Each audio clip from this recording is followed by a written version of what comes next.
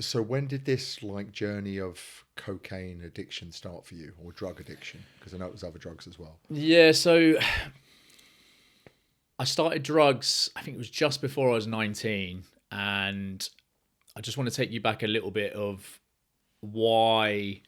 I mean, my first experience with it, I've always growing up had confidence, anxiety, like really bad issues. And when I was at school, I was with my girlfriend for 5 years, and I ended up, it was New Year's Eve, 20 to 12. I got Bluetooth a video of her sleeping with my best mate.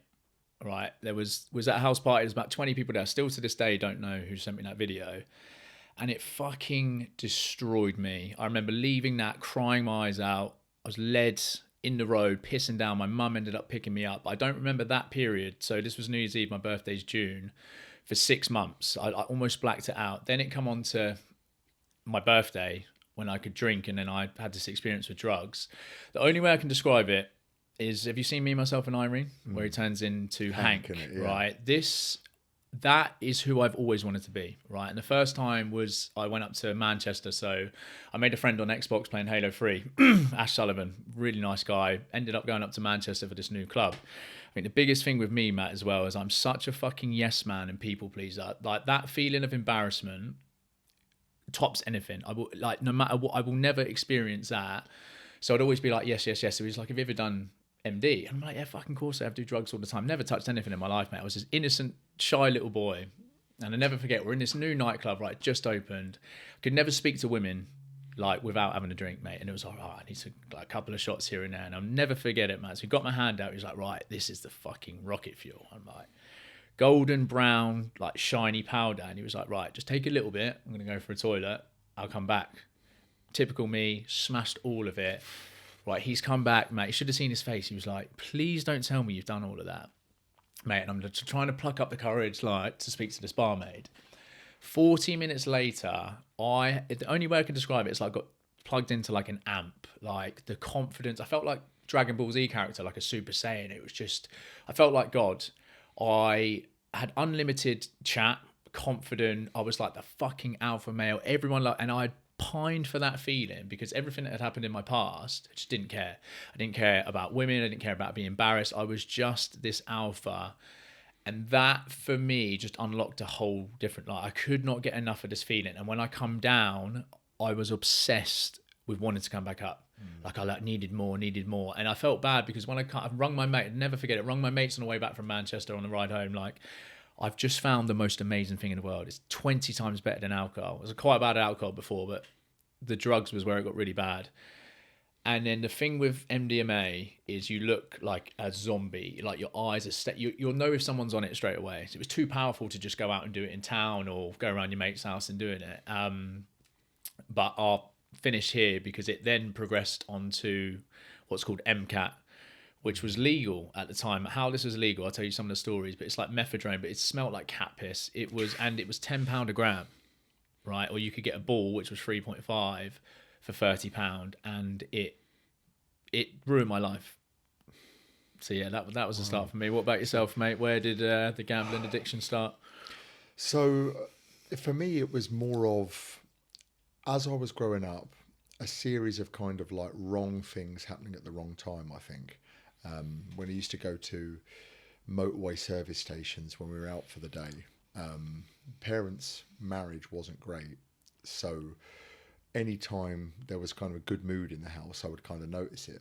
And often, like, my dad would let me hold the buttons on the fruit machine, and he wasn't a gambler. If he put 50p in and it offered him £3, he'd take it and maybe buy us an ice cream or something like that. And then we'd do maybe Grand National Sweepstake, and I'd cut up the pictures of like the neon vests on the jockey and that kind of thing. And that was always like a kind of a bit of like a happy type family event. And then just very quickly, like, my love for sport and my excitement of my mind just really kind of came together like a perfect storm. Like in GCSEs, I was betting my mates £1 of my lunch money as to who would win the football that night. And then I remember when I was probably about 14, we went on a family holiday to Newquay, and there was a Simpsons fruit machine there. And I was kind of just old enough to be able to go away and do my own thing and not be like supervised by my parents. I'd saved up 50, 60 quid of my paper round money. I just remember being absolutely mesmerised by this machine. It was 5p to play, and it was at a £5 jackpot. And I just remember shoveling pound coins into this thing. And I remember going to the bar and asking to change a banknote for pound coins. And the more I think about it now, I wasn't old enough that whoever it was behind the bar probably should have said, slow down, mate. Like, I've seen you on that thing, for a while. Almost had like a bit of a duty of care. And I remember I can still see in my mind's eye now, almost like something switched in my brain of like when I was like £25 in, being like, this money don't come back now. This is spent. This is gone. Like you can't. There's no go and get the guy to open the back of the machine, and it was all just fun. This was like, and I never forget. Then we went out the next day, and we were walking down the pier in Newquay, and I saw this T-shirt that I wanted to buy, and I said to my mum, "I like that look of that T-shirt." And she's like, "Buy it then. Come on, you brought your spending money. You brought 50 quid with you or something." And I remember just thinking, I can't let her know that my money's gone here because of that incident yesterday. I've lost 90% of the money I've got. There's shrapnel left in my wallet. And then I remember being too young to kind of have to lie, but almost like maturing on the spot to jump into character to be like, you've got to convince her now that you don't want to buy this T-shirt because you can't afford it. And in like my 14-year-old brain, I was like, nah, there might be one down the road or something like that. And she's like, no, get it. Come on. Like, we're going home day after tomorrow. Are you going to buy it or what? And she's like, yeah, I've got your money with you, haven't you? And then I must have given something away in my demeanour. And she took my wallet off me and opened it. And there was like about £3.26 or something left in there of this 50 or 60 quid that I come with. Because I'd just been pummeling this fruit machine every time I could sneak away from them, saying I wanted to go down to the games room or I was playing table tennis or that kind of thing. I just remember her kind of being horrified in a sense of how has that happened, but at the same time, not overly bigger picture threatened for it to kind of be. So you're 14? And then just when I was 14, yeah. And then it was kind of by the time I was 15, I had a mate, my best mate at school was 6'4", and he looked older. And I remember trying to convince him in science to get him to put a bet on the snooker for me for £1 at Ladbrokes, just that was on our walk home from school route. And then he done it one day, and I was just like this scheming sort of like wide boy that would just love to try and gamble whenever he could at 14, 15, 16, like to just try and get money that kind of what just the excitement and the thrill and just I mean, I'm sure we'll come on to it in future episodes, but by the time I was anything close to 18, it had ratcheted up like times 100 by that. But that's kind of like my earliest memories of just kind of the insidious nature of gambling addiction that just hooked me probably from just after hitting a teenager and then just like sadly never left me like ever since. So that's the story, I guess, of how it all began for both of us. Yeah. Like your first memories, what happened next? Things were accelerating. Yeah, so I dropped out of uni after 6 months. A couple of reasons why. So I was only at uni 6 hours a week, but my attendance was 8%. Like, it was awful. Wow. Like, I was just, all I could think about was being drunk. I was drunk and sniffed out my head more than I was sober. And back then I did enjoy it. Like, I had like the come downs and everything. I was nowhere to the extent as in later on with it, and I was just like, I just felt shit for a bit, but then I would just get on it like the next day. So I was only really in a bad feeling for maybe like 6 hours, but I'm going to drink again. Like at university, like Monday, Tuesday, Wednesday was student night. I think I had Thursday off. I'll drink then Friday, Saturday, still sniffing gear on Sunday. Then it was Monday student night, and I was amazing at school and college, but uni was just awful. Like all my grades were bad, and then the big turning point in my life was I decided to go out the day before my exams. I don't know if you can see this little scar on my eye. So I'd blacked out. I'd got brutally attacked. So this guy beat me up. So he fractured my cheekbone, broke my nose, fractured my eye socket. I woke up, I think it was 2 days later in hospital, like blind in my left eye. And a decision I had to make was I could either stay deformed or have my eye reconstructed, and there was a 50-50 chance. Just unprovoked attack. He said, apparently I bit his missus' cheek, this guy, but I was provoking it. And Matt, honestly, I was a horrible cunt. I see you, and sorry for swearing that word. I was abusive. I was just horrible, mate. So I don't put it past me. He was actually on remand, the guy as well, and he got put back in prison for 2 years. See him 2 years later, shit myself because he was a bit of a psycho. But he told me, he was like, mate, you provoked my missus. And he was like, I blame you for me and miss his daughter's birthday and everything like that. And I was like, oh my God, I'm so sorry. So yeah, so I dropped out. The choices at uni were to redo the whole year again or do a different course, because there was only one paper and they were like, your mates could have told you the answers. And I was like, why did I go out the day before my exams? Like, what a stupid decision. Like, who does that? But again, it was just all I cared about was being off my head. Yeah. It was bad then because, again, what I mentioned with my girlfriend, I went on a rampage of sleeping with women. Like, I look back at it now, I just could, anyone, like, it hurt me more that my best mate had done it to me. So the trust was out the window. Obviously, I was with her for 5 years, my first love. But in my head, I was like, if they can do it to me, and like it comes back to me feeling embarrassed, right? I never wanted to feel that way again. So I would like be speaking to a girl, chat to them, I'd sleep with their mate, or I've even slept with like girls' aunties and that before. It's fucking terrible.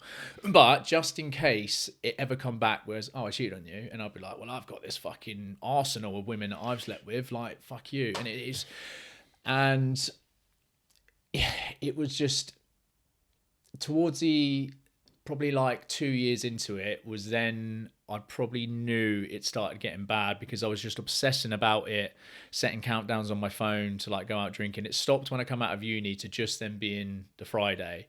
But it get to Thursday night and it was like Christmas. I couldn't sleep. I was like all agitated. I'd wake up at like 5 a.m.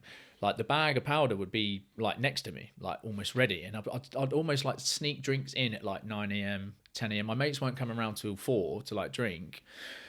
But even then, looking back at it, I was like, it wasn't that bad. I was like justifying it. I'm only doing it at the weekend. But yeah, like dropping out of uni and just the choices I've made. I then started working for my uncle in a bricklaying on like building sites. Sniffed out my head on scaffolding. Remember carrying like hod carrying in cement with like just going. And I remember there was a little fireplace because we built this like £1 million house. And I remember crawling into the fireplace, racking up MCAT, sniffing it, and just sit there just on my phone listening out for noises. And then when someone come in, I'd get the broom up and just start sweeping. It's just, yeah. So it started spiraling quite quickly. So yeah, I started losing control very early on, looking back at it now, but I didn't admit it until like my late 20s. Yeah. Oof. Mate, it's carnage, mate. It really was bad, man. And what would you say was next for you? So you said 16, and then... Yeah, so I think I'm probably... I still just like digesting your story. That's bad. Like it gets worse, mate. Trust me, it gets a lot worse. For me, I think thinking back now, you know, there were so many telltale signs. Again, similar to you, I just didn't want to admit. So I remember when I was 17, you know, I was at college, and I was the youngest in my year because it's the end of August birthday, and one of my mates was driving, and I used to say to my mum that he was coming down to pick me up and we were going to the gym. So I'd have this gym bag already, but we were going to Fleet Services to play the fruit machines and to kind of just go up there 8 o'clock at night.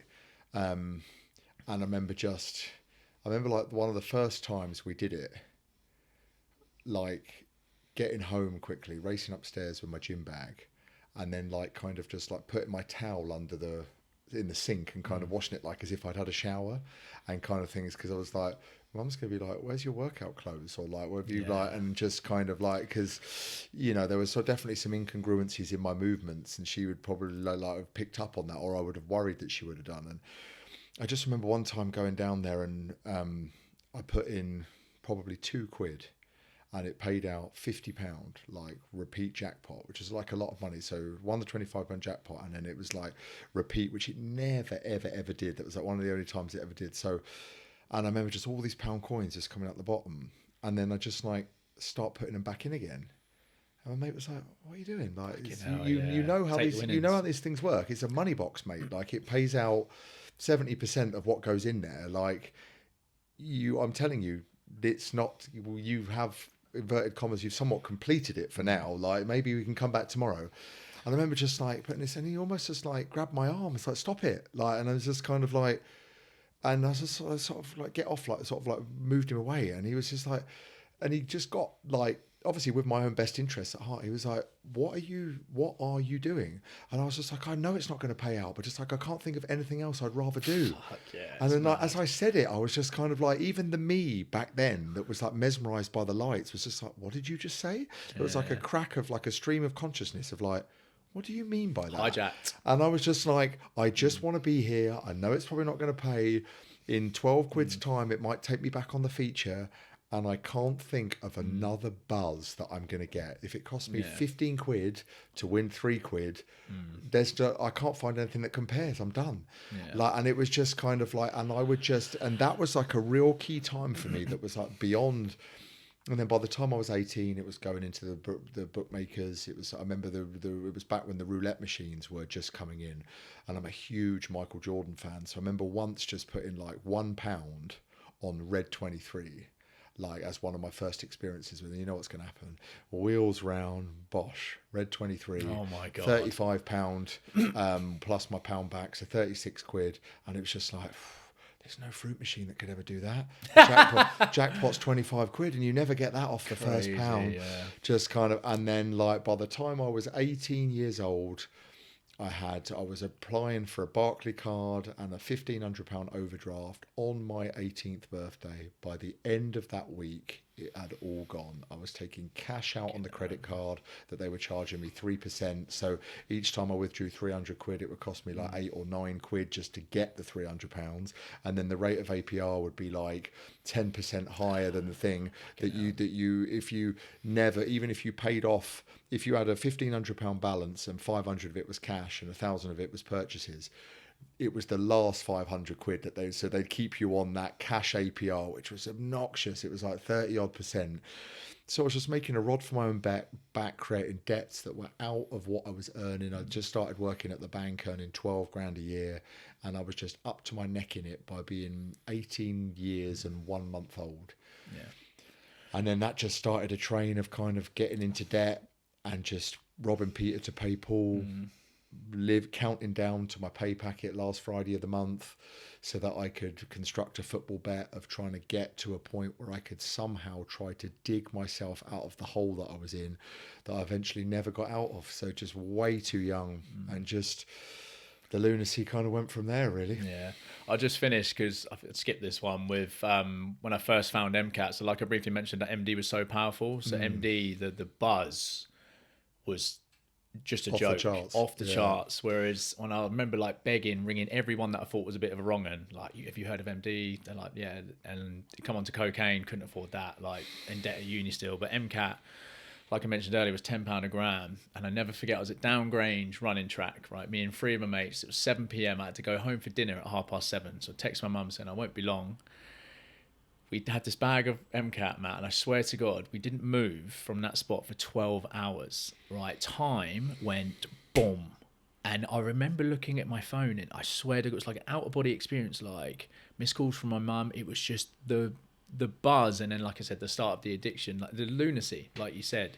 But it was just constant, and it was just went on forever and ever and ever. And it was, that's when you know you're addicted, when you get in that. Like, if you do something that you really enjoy, you can lose track of time. Like, if you're working on something that you're really passionate about, if you're in your addicted headspace, you can always, like, I've had 104 missed calls or something before, and just been like, it's mad. I've not been at it for that long, have I? And it's been like, oh my God, this has been like 7.5 hours or something like that I've been playing machines or just not wanting to look at the phone or just entranced. And it's just like, if I was on a 7-hour flight, that would feel like forever. This feels like it could have been half an hour.